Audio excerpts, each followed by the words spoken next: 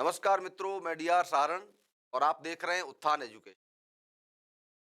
उम्मीद करता हूं आप सब लोग उत्थान एजुकेशन के साथ जुड़कर अच्छा महसूस कर रहे होंगे। मैं दूसरी बार आप सबके साथ चर्चा करने के लिए उपस्थित हुआ हूं और हम हिंदी वर्णमाला को लेकर थोड़ी सी बातचीत पिछली कक्षा में कर चुके हैं और आज भी चैप्टर से जुड़ी कुछ छोटी छोटी बातें आप सबके साथ वार्ता के लिए मैं कोशिश करूंगा। और ऐसी सूक्ष्म बातें कई बार हमारी नज़र से बच जाती हैं, लेकिन वो भूलें कहीं न कहीं भाषा के लिए और व्याकरणिक शुद्धता की दृष्टि बेहद महत्वपूर्ण होती है। उन बातों को लेकर मैं आपके साथ आज बात करूँगा। शुरुआत करते हैं। बेसिकली सामान्यतः हम लोग पहले बात कर चुके हैं कि हिंदी वर्णमाला जो पूरी है, तो हम लोग 3 हिस्सों में डिवाइड करते हैं। 3 हिस्से कौन-कौन से? नंबर 1 स्वर, नंबर 2 व्यंजन और नंबर 3 अयोगवाह। ये बात मैं पहले भी एक बार आपको स्वर, व्यंजन और अयोगवाह, इन तीनों का अगर हम लोग सामान्य अगर परिचय पढ़ें, ये होता है स्वर जो होते हैं वो स्वतः उच्चरित होते हैं। स्वर जो होते हैं, यदि पूछा जाए कि स्वर क्या है, स्वर वे वर्ण हैं तो स्वतः उच्चरित होते हैं। स्वतः उच्चरित होने का अर्थ ये है, उनके उच्चारण के लिए अन्य किसी वर्ण की या अन्य किसी तत्व की सहायता की आवश्यकता नहीं है। मान लीजिए मैं बोल रहा हूं अ या बोल रहा हूं उ। अब अ या उ का उच्चारण करने के लिए हमें अन्य किसी वर्ण की सहायता की आवश्यकता नहीं है। जबकि व्यंजन जो होते हैं वो स्वरों की स्वरों की सहायता से उच्चरित होते हैं। स्वर और व्यंजन में ये मूल अंतर है। स्वर और व्यंजन में ये मूल अंतर है कि स्वर जो होते हैं वो बिना किसी अन्य वर्ण की सहायता के उच्चरित हो सकते हैं, जबकि व्यंजन का उच्चारण स्वरों की सहायता से होता है। यानी स्वरों की सहायता के बगैर व्यंजनों का उच्चारण हो ही नहीं सकता। मान लीजिए मैं लिखता हूं, ये लिख रहा हूं, इसका उच्चारण हम लोग करते हैं क। आप इसको जब सुन के महसूस करोगे तो आपके ध्यान में आएगा कि क का उच्चारण करते समय इसके साथ अ की ध्वनि का उच्चारण हो रहा है। क। मैं अगर इसका उच्चारण करूं तो हम लोग इसको पढ़ते हैं का। अ और आ, इनका उच्चारण हो रहा है। यदि वास्तव में हमें व्यंजन लिखना है, इस व्यंजन को अगर मैं इस रूप में लिखूं, इस क के नीचे अगर हल चिन्ह लगा दूं, यह बात भी महत्वपूर्ण है कि हल चिन्ह का हिंदी में क्या उपयोग है। हल चिन्ह का उपयोग किसी व्यंजन को स्वर रहित रूप में लिखने के लिए किया जाता है। जब किसी व्यंजन को स्वर रहित रूप में लिखना हो, जिसको हम लोग आधा वर्ण कहते हैं, तब हम लोग हल चिन्ह का प्रयोग करते हैं, जिसको हम लोग हलंत भी कहते हैं। अब इसका उच्चारण आप लोग करने का प्रयास करोगे, भाषा वैयाकरणों के अनुसार इसका उच्चारण संभव नहीं है। इसका उच्चारण आप लोग करोगे तो उच्चारण संभव नहीं है। इससे यह सिद्ध होता है कि व्यंजनों का उच्चारण स्वरों की सहायता से होता है। इसका उच्चारण तो हम लोग क कर सकते हैं, लेकिन इसका उच्चारण करेंगे क। बहुत छोटा करें तो भी होगा। हाँ, आधे वर्णों का उपयोग जब भाषा में होता है और जब वो अलग अलग वर्णों के बीच के में साथ जुड़ता है, तब तो उसका उच्चारण आसानी से हो जाता है। लेकिन स्वतंत्र रूप से इसका उच्चारण बेहद मुश्किल है, या हम लोग ये कह सकते हैं कि संभव ही नहीं है। तो स्वर स्वतंत्र रूप से उच्चारित हो सकते हैं, जबकि व्यंजन जो स्वरों की सहायता से उच्चारित होते हैं। और तीसरा है अयोगवाह। अयोगवाह में वे वर्ण आते हैं न तो स्वर की श्रेणी में आते हैं और न ही व्यंजन की श्रेणी में आते हैं। और इसमें दो ही हैं, बता चुका हूं मैं आपको, जिनको हम लोग क्रमशः अनुस्वार और विसर्ग के नाम से जानते हैं। मित्रों, स्वर, व्यंजन और अयोगवाह। स्वर क्या है, व्यंजन क्या है और अयोगवाह क्या है? अयोगवाह का मतलब न तो स्वर है और न ही व्यंजन है, और इसमें दो चीजें आती है, अंग और अह, यानी अनुस्वार और विसर्ग। आज की चर्चा में हम लोग मुख्य रूप से यह बात करेंगे कि हमारी हिंदी वर्णमाला में कुल वर्ण कितने हैं। मैं आगे बढ़ता हूं, देखिएगा। जैसे हमारे यहां सामान्य किताबों में जब आप लोग पढ़ोगे, वर्णों की संख्या 44 बताई जाती है, और इस 44 का जब हम लोग वर्गीकरण करते हैं, अभी हम लोगों ने 3 भागों में डिवाइड किया इसको। स्वर, जिनकी संख्या 11 मानी जाती है, व्यंजन, जिनकी संख्या 33 मानी जाती है, और अयोगवाह, जिनकी संख्या 2 मानी जाती है।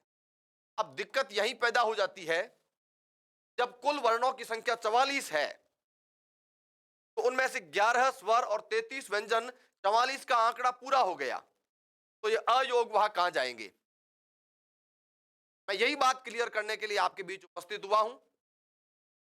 परीक्षा में अगर प्रश्न पूछा जाता है कि हिंदी में वर्णमाला में वर्ण कितने होते हैं, 44 का ऑप्शन होता है तब तो ठीक है, लेकिन कई बार सवाल ऐसे भी आते हैं परीक्षा में जहां 44 का आंकड़ा दिया हुआ ही नहीं होता है।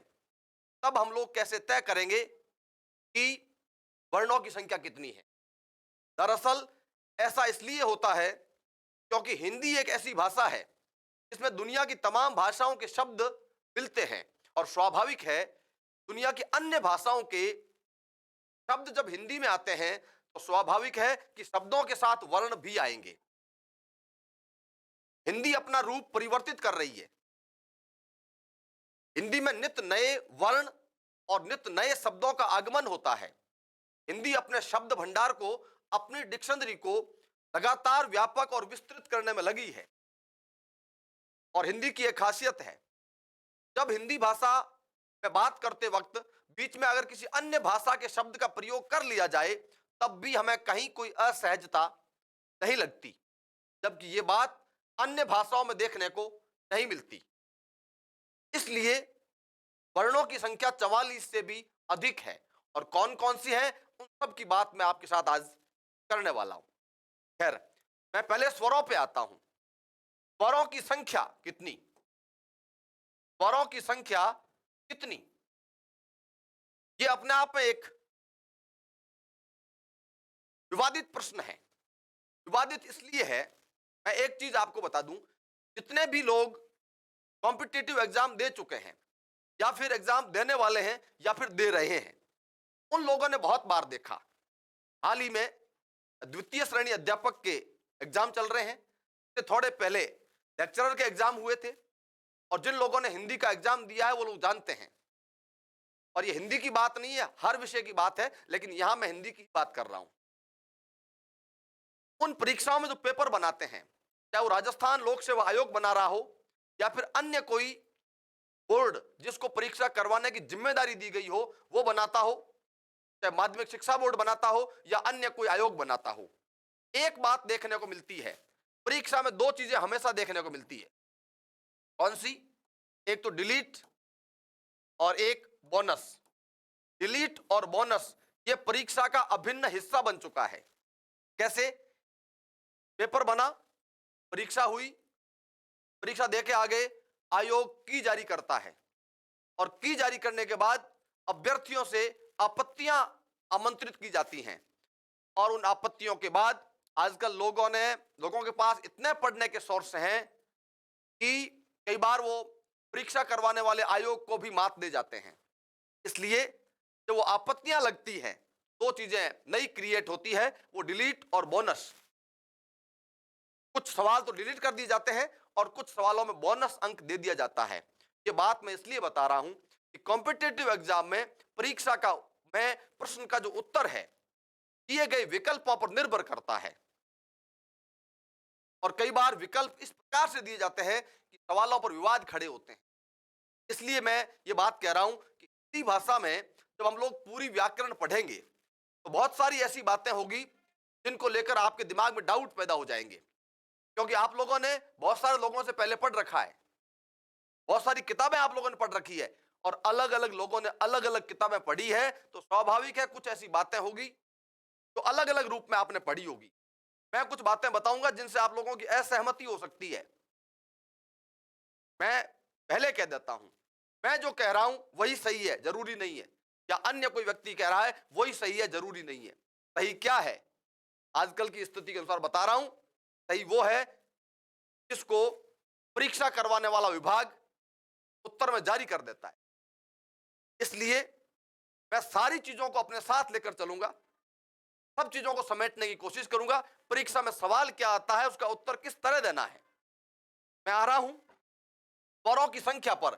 बेसिकली मैंने लिख दिया कि स्वरों की संख्या 11 है, लेकिन ये 11 का आंकड़ा भी फाइनल नहीं है। क्यों नहीं है बता रहा हूं आपको। देखिए आप लोग स्वरों की जब बात करते हैं,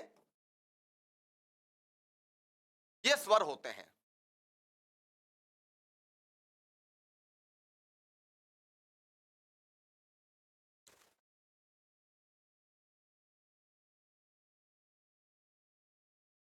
यहां जो मैं वर्ण लिख रहा हूं ये सारे स्वर हैं, अ से लेकर औ तक। अब इनकी पूरी गिनती करते हैं तो स्वर कितने होते हैं? 11 होते हैं। और मैं एक बात फिर बता देता हूं, परीक्षा में अगर सवाल आता है हिंदी वर्णमाला में स्वरों की संख्या कितनी है और विकल्प अगर 11 दिया हुआ है तो नो डाउट आप उसको 11 मानिए, कोई दिक्कत नहीं है, ठीक है। लेकिन कई बार 11 का विकल्प होता भी नहीं है। अब आपको लगता होगा कि जब 11 है तो 11 का विकल्प क्यों नहीं होगा, उसका कारण बता रहा हूं। इस वर्ण पे ध्यान देना जिसको हम लोग री कहते हैं, री री री को बेसिकली स्वर माना गया है, लेकिन वर्तमान में कुछ विद्वानों के अनुसार और कुछ भाषा वैज्ञानिकों के अनुसार ऐसा माना गया, और बहुत सारी किताबों में आपको पढ़ने को भी मिलेगा कि री जो है इसको अब शुद्ध स्वर नहीं माना जाना चाहिए। तब क्या होगा भाई? मैं नहीं कह रहा हूं कि नहीं मानना है, मैं ना तो ये कह रहा हूं कि इसको मानना है और ना ये कह रहा हूं कि नहीं मानना है, लेकिन सारी बात दिमाग में होनी चाहिए। 11 है तो क्यों है और 10 है तो क्यों है। जब हम लोग इसको शुद्ध स्वर जो लोग नहीं मानते वो स्वरों की संख्या कितनी बताते हैं? 10 बता देते हैं। आपको कारण ध्यान में रखना है कि 10 क्यों हो गए।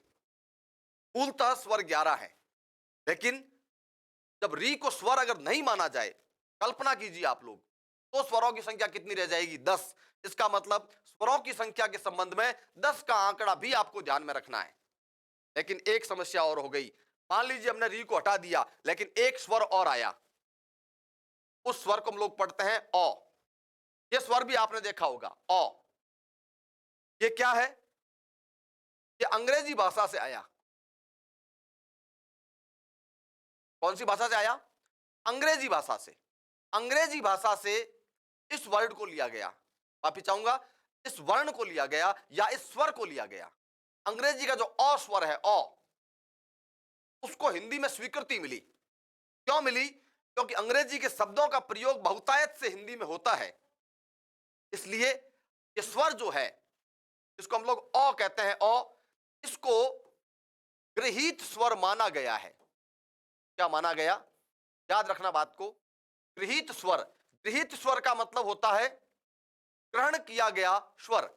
ऐसा स्वर जो हिंदी में नहीं था लेकिन अन्य किसी भाषा से उसको ग्रहण किया गया, स्वीकार कर लिया गया, तो ऐसा एकमात्र स्वर जो है वो कौन सा है? अ है। और वो कौन सी भाषा से लिया गया? अंग्रेजी भाषा से लिया गया। और अंग्रेजी भाषा के बहुत सारे शब्द ऐसे हैं जो प्रयुक्त होते हैं और उनमें इस स्वर का प्रयोग होता है। मैं उदाहरण के रूप में आपको बताऊं, जैसे एक शब्द है कॉलेज, कॉलेज। ये अ जो है वो आ और ओ के बीच की ध्वनि है, आ, और एक होता है ओ और इनके बीच में होता है अ। आ, ओ, और इनके बीच में क्या होता है? अ।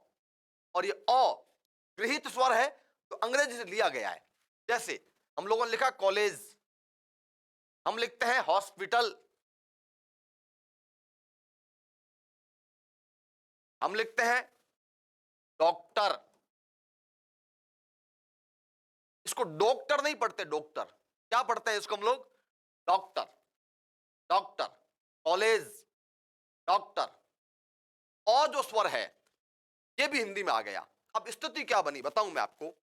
3 आंकड़े बनते हैं, 11, 10 और 12। कैसे कैसे, मैं सारी चीज बता रहा हूं आपको, सुनना कान खोल के। मूलतः हिंदी वर्णमाला में कितने स्वर? 11। दूसरी बात कुछ लोगों के अनुसार री को अब शुद्ध स्वर की श्रेणी में नहीं माना जाना चाहिए। इसमें भी एक स्पष्टीकरण बता रहा हूं। इसका कारण भी है, री का जो प्रयोग है अब कुछ तत्सम शब्दों में ही तक ही सीमित रह गया है, और इसका उच्चारण भी आजकल इस री की तरह ही हो गया है। लेकिन 2 चीजें हैं, लिखित रूप में आज भी री का प्रयोग होता है। हम लिखते हैं ऋषि। क्या हम लोग इस ऋषि को इस प्रकार लिख सकते हैं? नहीं लिख सकते। इसलिए इसका लिखित रूप तो आज भी चलता है, लेकिन उच्चारण की दृष्टि से अब इसमें और इस री में ज्यादा कोई अंतर नहीं रह गया। खैर, ये हमारे विवाद का विषय नहीं है, लेकिन अगर इस री को मूल स्वरों में से या शुद्ध स्वरों की सूची से हटा दिया जाए तो स्वरों की संख्या 10 हो जाती है। इसलिए मित्रों, यदि परीक्षा में सवाल आता है और 11 का विकल्प नहीं होता है तो आपको 10 का आंकड़ा भी सही मानना है। लेकिन फिर नई बात, मान लीजिए री को हटा दिया जाए, लेकिन अंग्रेजी का ओ आ गया, तो फिर री की क्षतिपूर्ति कर दी उसने। फिर क्या हो गए? री को हटा दें और ओ को शामिल कर दें तो स्वर वापस कितने हो जाते हैं? 11। और चौथा विकल्प यह भी है कि री को भी स्वर मान लिया जाए और ओ को भी शामिल कर लिया जाए तो स्वरों की संख्या कितनी हो जाती है? 12। तो स्वरों के संबंध में 3 बातें हो जाती है, 10, 11, 12। हालांकि 12 को आंकड़े को आपको सही नहीं मानना कभी भी। जब तक 11 का आंकड़ा उपलब्ध हो तो आपको 11 ही मानना है। समझ आई बात? दूसरी बात, अगर 11 नहीं है तो 10 को सही मानना है। और निश्चित रूप से ये इन दोनों में से कोई ना कोई आंकड़ा तो अवश्य ही होगा। अब आपको लगता है कि अगर दोनों ही आ जाए तो 10 और 11, तो आपको 11 मानना है। लेकिन कई बार अगर मान लीजिए पेपर बनाने वाला की में अगर 10 मान ले तो वाद होगा, प्रश्न डिलीट होगा। ये उनका विषय है, ये हमारा विषय नहीं है। समझ रहे बात को? लेकिन हमें कॉन्सेप्ट क्लियर रखना है कि 10 है तो क्यों है, 11 है तो क्यों है, और 12 है तो क्यों है। मैं फिर कह रहा हूं 12 का आंकड़ा कहीं नहीं मानना, लेकिन हम तो एक चर्चा कर रहे हैं। ये 10 और 11 में से उचित तरीके से इसका निर्णय करना है। ये तो थी स्वरों की संख्या की बात। आगे बढ़ता हूं। अब देखिए एक बात बताऊं मैं, 11, 33, 44 और 2, 46। 46 तो यही हो गए हैं, 44 से आगे तो हम लोग बढ़ चुके हैं। अगली बात करता हूं। अगली बात में क्या है देखिएगा, ठीक है।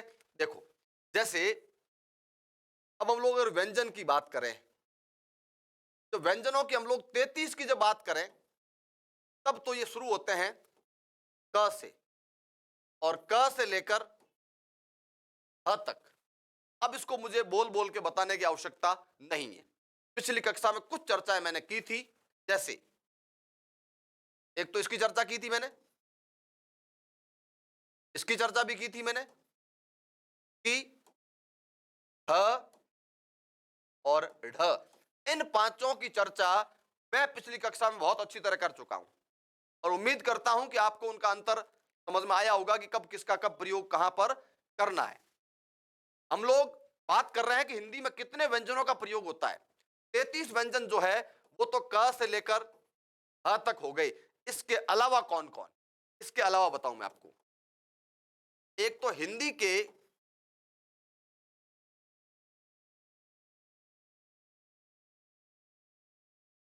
व्यंजन, 2 व्यंजन, कौन कौन से और लिख रखा है मैंने, ड़ और ढ।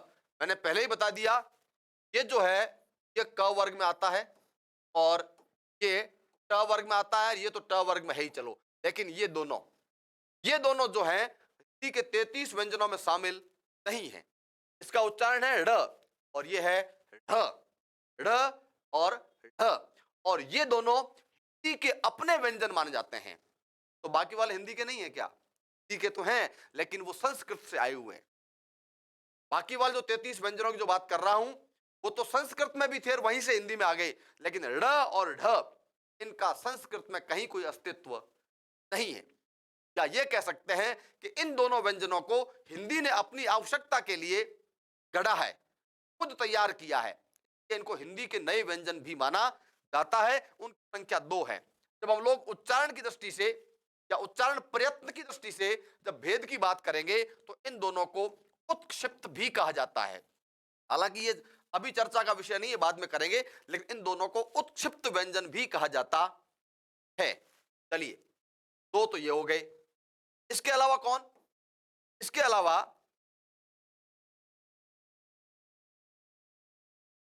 अरबी और फारसी। अरबी फारसी के व्यंजन याद रखना, ये 5 व्यंजन हैं और इनको क्या कहते हैं? इनको हम लोग गृहीत व्यंजन कहते हैं। गृहीत शब्द याद रखना, पहले भी आ चुका है। हिंदी में गृहीत स्वर एक है, वो है अ, जो आया है अंग्रेजी से, और हिंदी में गृहीत व्यंजन कितने हैं? 5। और वो कहां से आए हैं? अरबी फारसी से। अभी अरबी फारसी क्या बोला है? अरबी और फारसी 2 भाषाएं हैं। आपको लगता है कि अरबी और फारसी भाषा एक है कि अलग अलग है? दोनों अलग अलग है। अरबी अलग भाषा है, फारसी अलग भाषा है, तो फिर मैं दोनों को एक साथ क्यों लिख रहा हूं? और अरबी और फारसी 2 भाषाएं तो अलग अलग है, लेकिन दोनों की लिपि एक है। लिपि का मतलब दोनों का जो लिखित रूप है उसमें जो वर्ण का प्रयोग होता है, जैसे संस्कृत में और हिंदी में बहुत सारे अधिकतर जो वर्ण हैं वो दोनों समान है, क्योंकि दोनों की लिपि एक ही है। उसी प्रकार अरबी और फारसी की एक है, और एक होने के कारण इन दोनों को हम लोग साथ में ही लिखते हैं। और 5 ऐसे व्यंजन हैं अरबी फारसी के हैं, लेकिन हिंदी में प्रयुक्त होते हैं। हिंदी में प्रयुक्त क्यों होते हैं? क्योंकि अरबी फारसी के सैकड़ों शब्द ऐसे हैं जो हिंदी में प्रयोग होते हैं उसी रूप में, और जब शब्द आए वर्ण तो साथ में आएंगे। और वो कौन कौन से हैं ध्यान दीजिएगा। क, ख, ग, स और फ। इन 5 को याद रखना। क, ख, ग, ज, फ। मैं इनका उच्चारण कर रहा हूं, समझना। क, ख, ग, स, फ। अब ये तो 5 जो है ना, ये तो हमारे हिंदी में भी होते हैं, बिल्कुल होते हैं, लेकिन इनके नीचे जो बिंदु लगा हुआ है उस बिंदु को नुक्ता कहा जाता है। तो नुक्ता कहा जाता है। क्या कहा जाता है इसको? नुक्ता। और जब ये नुक्ता लग जाता है, का मतलब आप समझना कि या तो ये अरबी का शब्द है या फिर फारसी का शब्द है, और बिना नुक्ते के लिखे अगर हम लोग तो फिर वो अपने 33 व्यंजनों की श्रेणी में ही शामिल होते हैं। कुछ शब्दों की बात करें, जैसे कत्ल, कत्ल, जैसे मैं लिखूं खबर। जैसे मैं एक बहुत अच्छा उदाहरण दे रहा हूं कि नुक्ता से क्या फर्क पड़ता है। मित्रों ध्यान देना, इधर मैं 2 शब्द लिख रहा हूं, एक मैंने ये शब्द लिखा और एक मैंने ये शब्द लिखा। इन दोनों शब्दों पे ध्यान देना, क्या फर्क है। देखो आप लोग, जमाना और एक है जमाना, शब्द वही है, लेकिन एक में नुक्ता लगा है, एक में नुक्ता नहीं लगा है। एक गाना है, एक गाना है किसी फिल्म का, आपने सुना होगा, अगर तुम मिल जाओ तो जमाना छोड़ देंगे हम, अगर तुम मिल जाओ जमाना छोड़ देंगे हम। वो जमाना कौन सा? ये जमाना या फिर ये जमाना? इन दोनों में फर्क है। ये जमाना जो है ना, ये तो जमाना एक क्रिया है, ये जमाना एक क्रिया है, जबकि ये जमाना है ना, ये आज का जो समय है। तो कहते हैं भाई आजकल जमाना बहुत खराब है, यानी आजकल समय बहुत खराब है, आजकल वक्त बहुत खराब है। वो जमाना है। अगर मिल जाओ, हम जमाना छोड़ देंगे, हम वो जमाना अगर ये लिखोगे तो गलत हो जाएगा। ये बात तो दही के संदर्भ में हो जाती है। उसने दही से कहा कि तुम मिल जाओ तो जमाना छोड़ देंगे। हम लोग दूध को जमाते हैं तब वो दही बनता है। तो वो जमाना है और दूसरा जमाना है। तो नुक्ता लगने से और नुक्ता हटने से क्या फर्क पड़ता है, तो इन दो शब्दों से आप लोग समझ सकते हैं। और मैं फिर कह रहा हूं, जैसे एक शब्द आ गया फैसला। फैसला, मैंने एक शब्द लिख दिया गरीब, मैंने एक शब्द लिख दिया ऑफिसर। इन शब्दों को ध्यान देना। मैंने लिखा कत्ल, खबर, फैसला, गरीब, ऑफिसर, इन सब में नुक्ता लगा है। ये शब्द तो अंग्रेजी का है ऑफिसर तो, लेकिन बाकी वाले शब्द है कत्ल, खबर, गरीब, फैसला, समाना, ये सारे शब्द है ना, ये हिंदी के नहीं है, या तो अरबी के हैं या फिर फारसी के हैं। लेकिन ये शब्द तो हमें हिंदी के लगते हैं। लगते तो इसलिए हैं क्योंकि बहुत समय से अब इनकी कोई अलग पहचान नहीं रही, कि हम लोग अंतर नहीं कर पा रहे हैं। लेकिन अरबी और फारसी के 5 व्यंजन प्रयुक्त होते हैं जिनको गृहीत व्यंजन कहा जाता है। बहुत महत्वपूर्ण बात बता रहा हूं, गृहीत व्यंजनों की संख्या 5 है और गृहीत स्वरों की संख्या 1 है।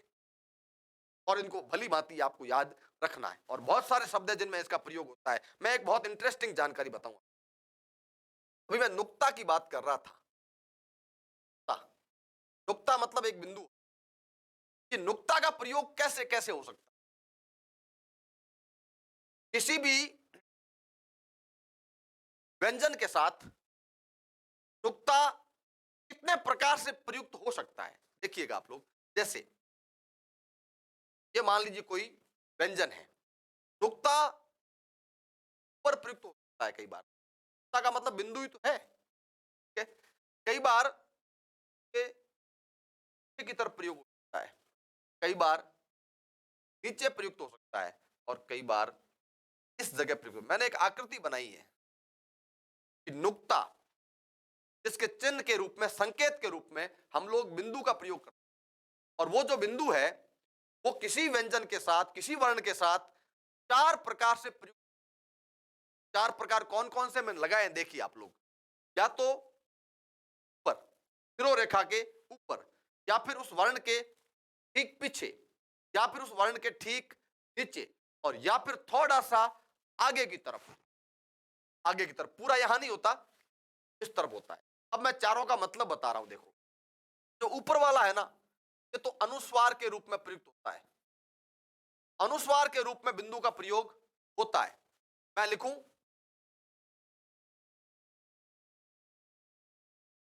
घंटी, नुक्ता का प्रयोग हुआ कि नहीं हुआ?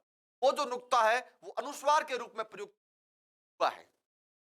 पीछे, इस पीछे वाले नुक्ता की बात करें, ये सामान्यतः में लगता है। इसको हम लोग क वर्ग का जो 5वां वर्ण है, इसको हम लोग ङ कहते हैं। ङ में ये नुक्ता पीछे की तरफ प्रयुक्त होता है।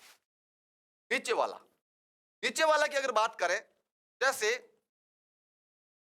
ये है ड़, इसमें नीचे प्रयुक्त होता है, और एक ध, इसमें भी नीचे प्रयुक्त होता है, और एक ये किस में होता है?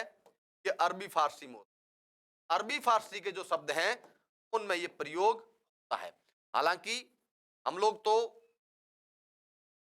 सिर्फ इसी को नुक्ता कहते हैं, लेकिन असल में नुक्ता का प्रयोग 4 प्रकार से हो सकता है। जब ऊपर हो तो वह अनुस्वार के रूप में है, पीछे की तरफ है तो ङ में प्रयोग होता है, नीचे हो तो ड और ढ में प्रयोग होता है, और इस साइड में हो तो फिर ये अरबी और फारसी के शब्दों में प्रयुक्त होता है।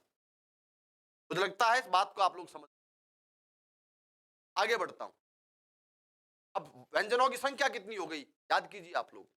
और कुल स्वरों की, कुल वर्णों की संख्या कितनी हो रही है, उसको भी आप लोग कैलकुलेट करते रहिए। बात बहुत लंबी है, आज पूरी नहीं होने वाली है। इसके अलावा क्या होता है? इसके अलावा होता है, ये हो गए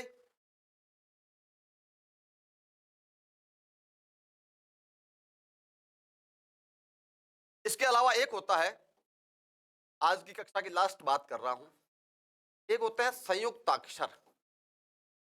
संयुक्ताक्षर का मतलब होता है संयुक्त अक्षर। संयुक्त अक्षर कह दें और चाहे भले ही संयुक्त वर्ण कह दें, कोई फर्क नहीं पड़ता। संयुक्त अक्षरों की संख्या कितनी है? 4 है। ये भी बहुत महत्वपूर्ण टॉपिक।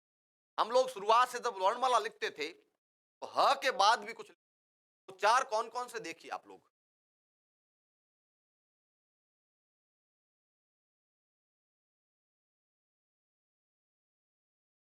इन चारों को ध्यान से देखना।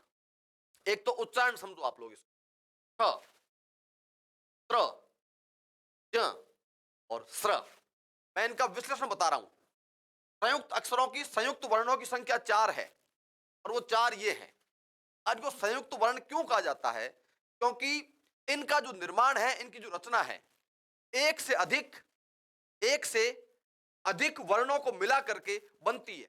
अगर मैं पूरी बात करूं, यह कह सकता हूं मैं कि इनमें 2 व्यंजन,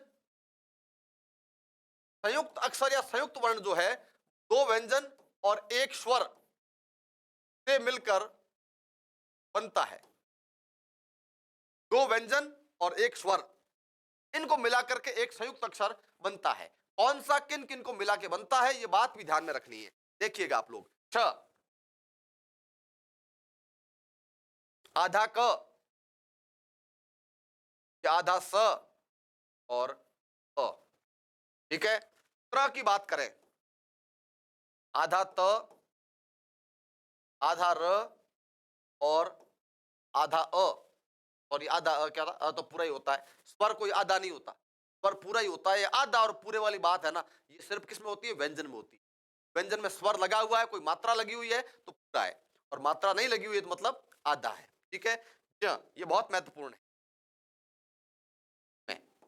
आधा ज, आधा य और अ। और स्र की बात करें, आधा स, आधा र, आधा अ। अब अगर हम चाहें इनको मिला के लिखें, कई बार हम लोग इस प्रकार भी लिख सकते हैं, इस स्वर को अलग नहीं करें, मिला दें तो, या फिर इसको भी हम लोग इस प्रकार से लिख सकते हैं। इसको भी ज और य को मिला सकते हैं इसमें, और इसमें इस स और ये र के साथ अ को मिला के लिख दें तो भी कोई। इनका जो विश्लेषण है, या तो इस प्रकार से कर दो या इस प्रकार से कर दो, दोनों बातें आपको ध्यान में रखनी है, क्योंकि परीक्षा में कई बार विकल्प इन दोनों में से किसी भी रूप में दिया हुआ हो सकता है। ठीक है। अब बात को ध्यान देना कि इनका उच्चारण क्या होता है। इसका उच्चारण कई लोग तो करते हैं, अक्ष पढ़ते हैं, अक्ष। हमारा उच्चारण ठीक हो, ये कोशिश हमें करनी चाहिए। ठीक है। क्ष, क्ष, क्ष, ये होता है क्ष, क्ष, अक्ष नहीं, क्ष। जैसे मैं शब्द लिखता हूं, ये लिख दिया क्षत्रिय, मैंने शब्द लिख दिया क्षमा, क्षत्रिय क्षमा, त्र,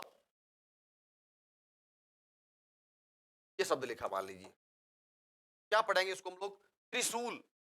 तो कई लोग पढ़ते हैं त्रिशूल। तिर, तिर नहीं है, त्रि, तिर नहीं है, त्रि, त्रिशूल। तो आधा है, र के साथ ई की मात्रा लगी है, त्रि, त्रिशूल। इसका उच्चारण देखना।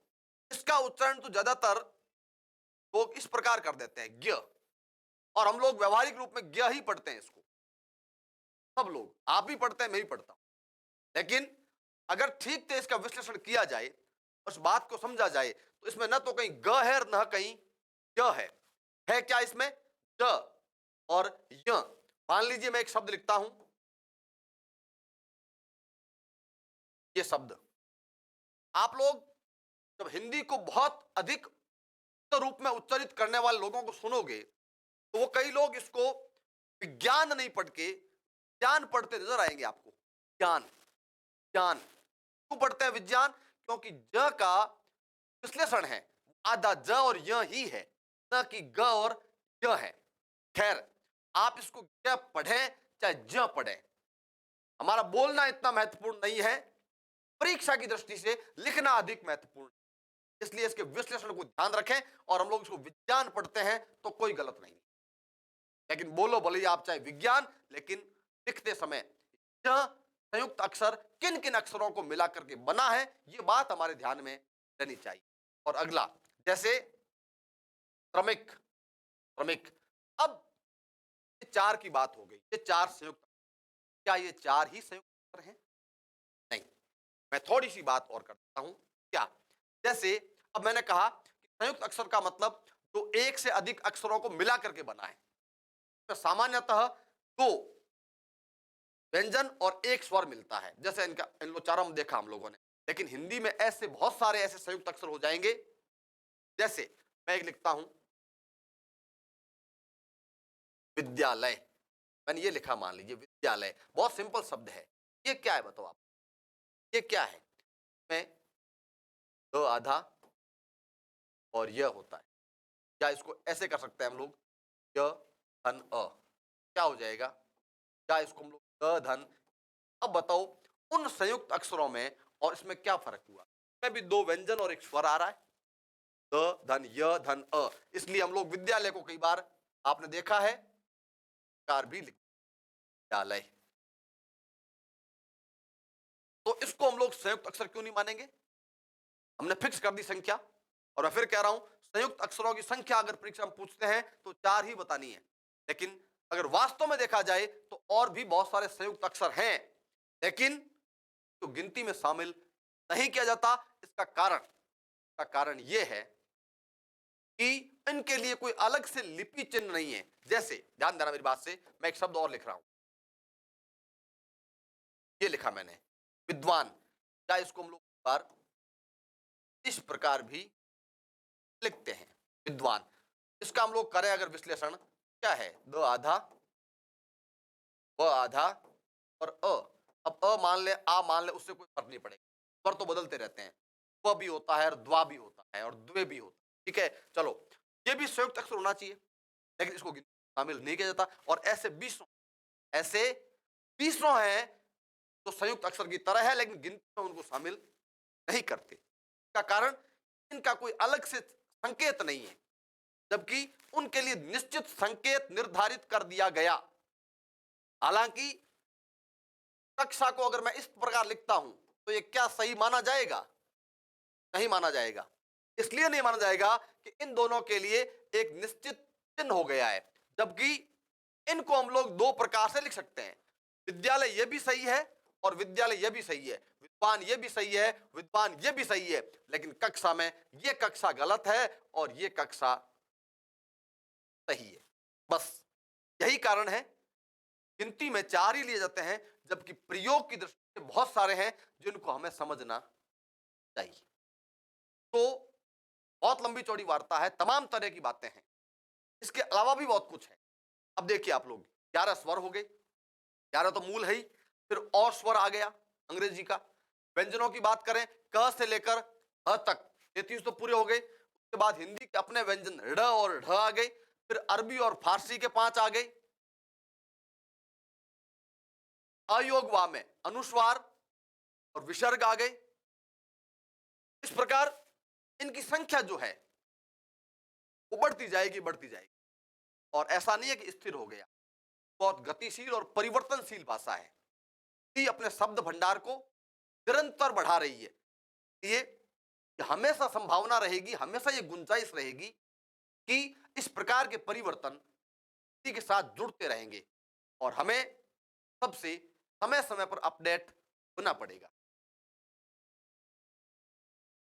मैं, समय काफी हो रहा है, लंबी चौड़ी बात नहीं करूंगा, क्योंकि ये तमाम बातें एक दिन में एक क्लास में संभव नहीं है। मित्रों, आप लोग ये तमाम बातें जो हैं वो अच्छी तरह जानते हैं, इसमें कोई दो राय नहीं। लेकिन कुछ नए विद्यार्थी भी हो सकते हैं जिनके लिए ये बातें नई हो सकती हैं, उपयोगी हो सकती हैं। यदि आपको ये कक्षा अच्छी लगे, आपको बात समझ में आए, तो आप लोग आशीर्वाद दीजिएगा।